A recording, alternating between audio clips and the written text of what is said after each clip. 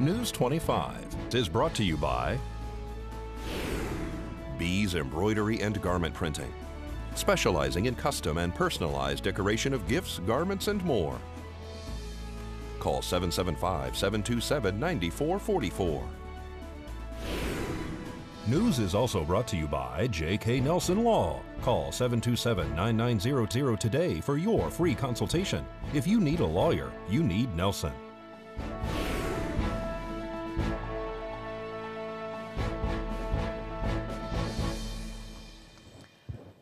Tonight, emergency crews transport a crash victim to trauma, and a commencement ceremony is held for 17 new state officers. News 25 starts now.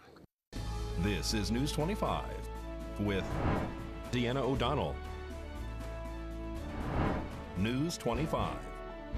Local coverage you can count on. The highway is shut down while Flight for Life transports a patient. It's Wednesday, November 13th. I'm Deanna O'Donnell. Well, the driver and only occupant of a sedan was taken to a trauma center yesterday afternoon following a rollover crash. Mercy Air, Nevada Highway Patrol, Nye County Sheriff's Office deputies, and Pahrump Valley Fire and Rescue were all dispatched to a single vehicle rollover that occurred yesterday afternoon on Highway 160 near mile marker 19. How the accident occurred is under the investigation of Nevada Highway Patrol. However, one individual was extricated from the vehicle, which rolled off the side of the roadway into the desert. Mercy Air landed on the roadway to transport that person to a trauma center in Las Vegas. No other occupants were reportedly inside the vehicle at the time of the crash. Well, according to a recent report by Safety.com, they say that Nevada is one of the safest states for young drivers. According to the National Highway Traffic Safety Administration, there were 1,830 young drivers ages 15 to 20 years old that died in motor vehicle crashes in 2017. In fact, the Silver State is the 6th least dangerous state for drivers between those ages. The study looked at various statistics to come to the results, including the percentage of traffic fatalities involving young drivers, percentage of populations 15 to 20 years old, and whether or not the state restricts cell phone use for young drivers and or has a hands-free ban for all drivers. Well, Boeing reports big losses. Angela Miles has that story and more. Here's Angela Miles with today's Business First Brief. Topping our news, Dean Foods is filing for Chapter 11 bankruptcy protection. Dean Foods is the largest milk producer in the nation, but it's racking up debt. The company has been around for 94 years. It's losing business as Americans drink less cow milk. This year alone, sales are down 7%, and Dean Foods' profit has tumbled 14%. The stock has lost 80%. According to executives, customers will continue to receive dairy products without interruptions. Boeing admits losing business for its 737 MAX jets that are grounded due to a fatal software glitch. The jet maker says it lost 200 orders last year as airlines went bankrupt or customers ordered other models. The Wall Street Journal reports Boeing hopes to get the 737 MAX back in the air by January. To find out where you can see us every day, go to businessfirstam.com. Thanks so much, Angela. Well, new officers are ready to hit the streets throughout the state. Uniformed officers, present arms. The Nevada Department of Public Safety has commissioned the state's newest peace officers at the Academy 86 graduation ceremony held at the Galena High School Theater on November 7th. Of the 17 graduates, 11 will join the Nevada Department of Public Safety Parole and Probation Division, and 6 will join the Nevada Department of Public Safety Highway Patrol Division. The new peace officers will be assigned statewide. Cadets are immersed in a 17-week high-level course designed to develop skills required to serve as law enforcement officers here in the state. Training includes legal and law procedures, patrol operations and investigations, performance of skills, functions of a peace officer, and physical fitness. The Nevada Department of Public Safety officers perform a variety of law enforcement and public safety functions within the department. Assignments vary widely, and officers have the opportunity to work with various divisions within the department, including NHP, Parole and Probation, Capitol Police, State Fire Marshal, and investigations. The Nevada Department of Public Safety is currently recruiting statewide. Interested candidates can visit nevadadpscareers.com for information and hiring event locations. More news, including some tips for voting, right after this break. This segment of the news is brought to you by Pahrump Cardiology, located at 1397 South Loop Road in Pahrump, Nevada. Call 775-210-8333 for an appointment. Dr. Tali Eric, proudly serving Pahrump since 2005.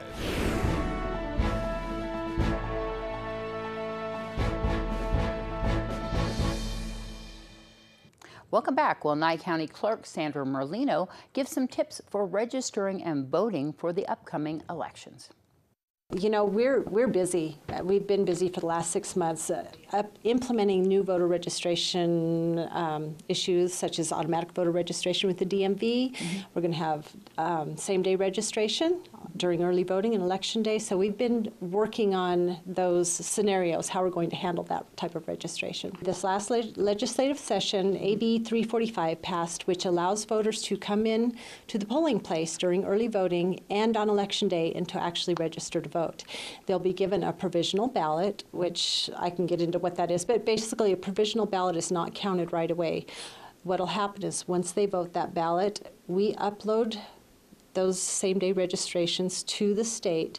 They check with all the other counties to make sure that person has not registered anyplace else in the state. And once they've indicated they haven't voted someplace else, then that ballot is counted. What you'd need is some sort of government-issued ID, driver's license, that type of thing, military ID, along with some sort of proof of residency. So if your ID does not have your residence on it, you have to have something that shows that proof of residency. Nevada has a closed primary, so if you want to vote for a Republican candidate, you need to be sure you change your registration to Republican so you can vote for that candidate. But the good news, good and bad, I guess it depends on how you look at it, is with the same-day registration, you can also update your registration during that time. So if you walk into the polls and the candidate you want to vote for is a Democrat and you're a Republican, you can actually change your party right then and there as well. So that'll make a lot of people happy. For regular registration, it's always a month before the election. The primary is June 9th, so a month prior is when anybody can walk into the office or mail in a registration.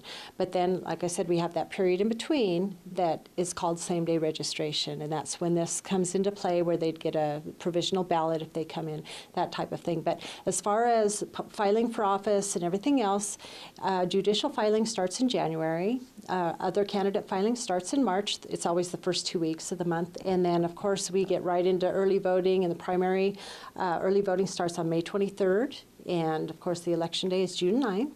And then we get right into the general after that. We are going to still put out draft results that night.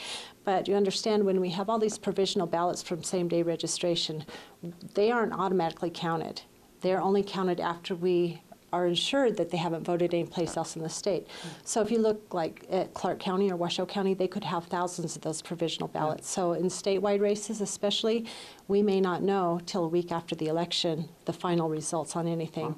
And along with that, absentee ballots used to have to be turned into our office by 7 o'clock on election day. Now they only have to be postmarked on election day. We should be publishing the notice of offices this December, so please just watch for notices. Call our office if you have any questions about anything. We're always looking for election workers. Just one little thing, anybody who voted last election, you know, we have new election equipment that we used last year, but there's been a change.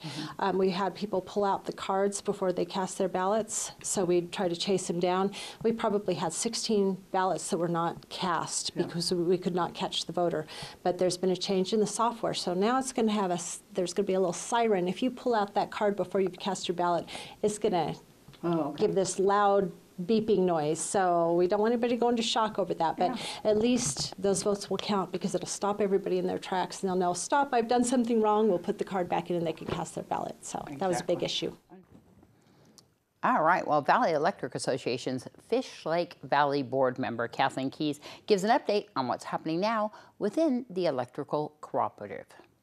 I will admit that we have had quite a few changes. I would say that the board is working very, very well together. We all have different viewpoints on things, and we seem to kind of mellow each other out, or we all work together to come to good conclusions and get a lot of different angles on things. And I think it's going very, very well. We're looking at this as a very great opportunity for the board, being so many new members. This isn't something that happens very often, so it's a great opportunity for us going forward. I'm president of the board at the moment, so that makes me, as far as the committee goes, I'm an ex officio, non-voting member of all the committees, so I try to attend them all. That did create a couple changes in our chairs and co-chairs for the committees, but there hasn't been that much of a change. Everybody has been so involved that it was very smooth to change people. The first committee that handles the member events or issues of that nature would be the Member Liaison Committee. We also have a Charitable Foundation Committee. That I'm really excited about that committee. A lot of people on that committee have a lot of background in charitable work, and even things as far as seeking grants or different things like that. They really know what's available out there, and I think we're going to see a lot of good things coming from that committee. We have a finance committee also. That committee is made up all of people that have financial backgrounds, whether they be financial analysts, CPAs, and they're really digging in. I was very impressed right from the very first meeting that they had a very good handle on financials and what they're actually looking at when we show them things. And then the last one is the policy committee. They have a big task ahead of them at looking at all our policies and bringing them up to date. Some of them are very, very old, and making sure all the policies work well with each other. So those are the committees. Okay, well, Terry, I should probably let her speak for herself, but she was CEO, president of HELP of Southern Nevada, I believe for about 13 years, with other experience prior to that. I'll tell you, I think this is her first week as being the CEO, and I love her style. I love her management style. I think the staff is really excited. They were involved in the vote to have her be the interim CEO. So I think the next 8 weeks are going to be really great. I really like what she's done in just a few days. This is all volunteer. She will only be getting regular board pay for attending board meetings, although she will be the CEO, but she'll get the board pay. So yeah, that's saving the co-op a considerable amount of money. At this time, I believe we have approximately 58 candidates. They're being narrowed down to a manageable number, and then the number is going to get even smaller as of next week. We'll be narrowing it down to those that we'd like to interview. And those interviews will be taking place the week of November 18th, and hopefully by the end of that week we'll have someone selected. All right. If you're worrying about your child's tuition in the future, we have some tips on how you can invest now, right after this break. This segment of the news is brought to you by Mountain West Lawyers, Nye County's injury attorneys. Don't get bullied by insurance companies. Call Jason Ernest and bully them back at 775-727-9500.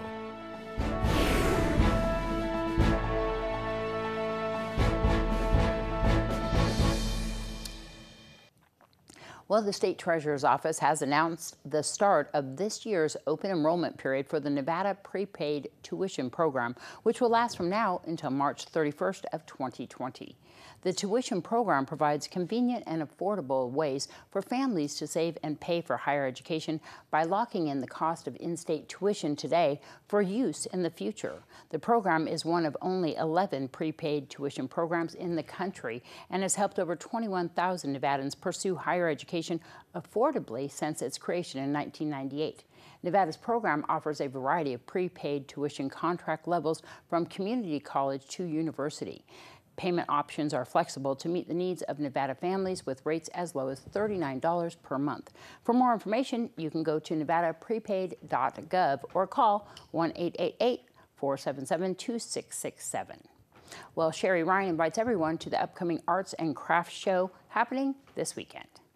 It's Mistletoe and Magic Arts and Craft Fair is presented by the Artistic Divas and Dudes, which is an art group here in Pahrump.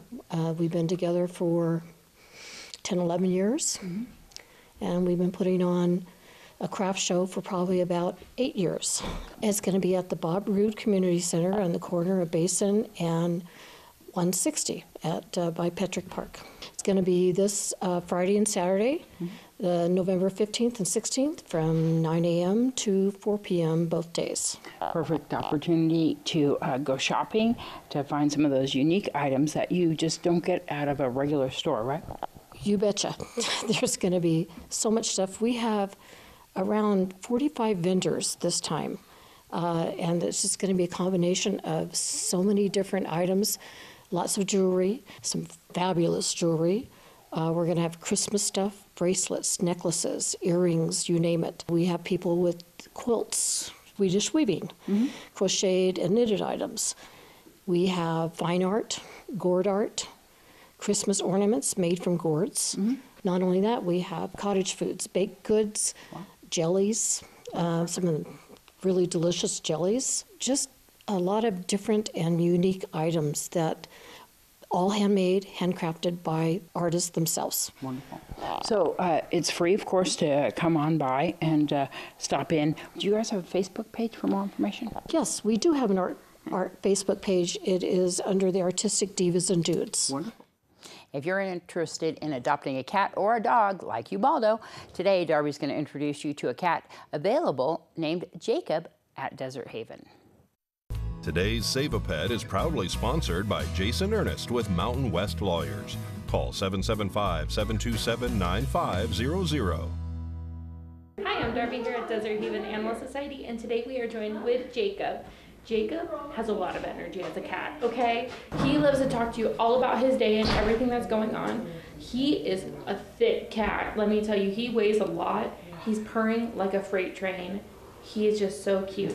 He is a mainly black cat, but he does have some white markings and beautiful green eyes. He's a super sweet boy. Actually, his brothers were recently adopted, so he's looking for his forever home too. So come on down to Desert Haven Animal Society. They're on Ceres Lane behind the Nye County Courthouse. You can give them a call at 775-751-7020. You can look them up on Facebook at Desert Haven Animal Society or go online to deserthavenas.org. Darby should definitely adopt Jacob. Well, let's go to Veronica De La Rosa at Pahrump Valley High School with today's student news. Hi, I'm Veronica De La Rosa, and this is your student news. This Saturday, November 16th, Mount Charleston Elementary will be hosting their Family Storyteller event. All kids and parents are encouraged to attend from 10 a.m. to 11:30 a.m. It will be held at the Nye Community Coalition. For more information, please call 775-727-1875. The All Children Retreat is this Friday through Saturday, November 15th through the 16th from 7 p.m. to 7 a.m. It's a Pahrump Valley High School lock-in, and be sure to bring warm apparel. There will be lots of games, food, and fun. There's also a $10 fee and a permission form that must be turned in to Pahrump Valley High School teacher, Mr. Williams, by November 14th. For more information, please contact Mr. Williams from the main office. Winter is coming, which means basketball season is back.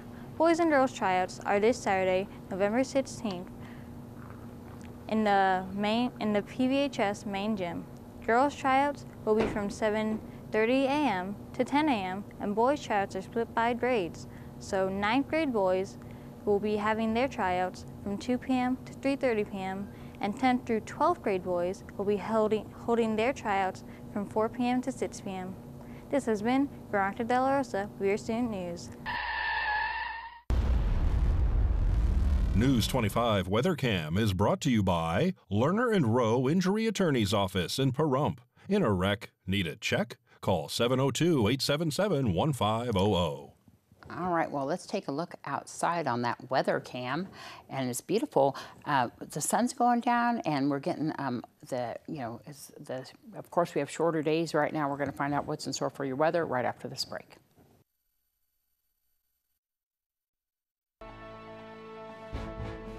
News 25 Weather is brought to you by Dairy Council of Nevada. The splash of cream in your coffee, the dollop of sour cream on your burrito, the melted toasty cheese on your pizza. Undeniably delicious, undeniably dairy. Enjoy what's real.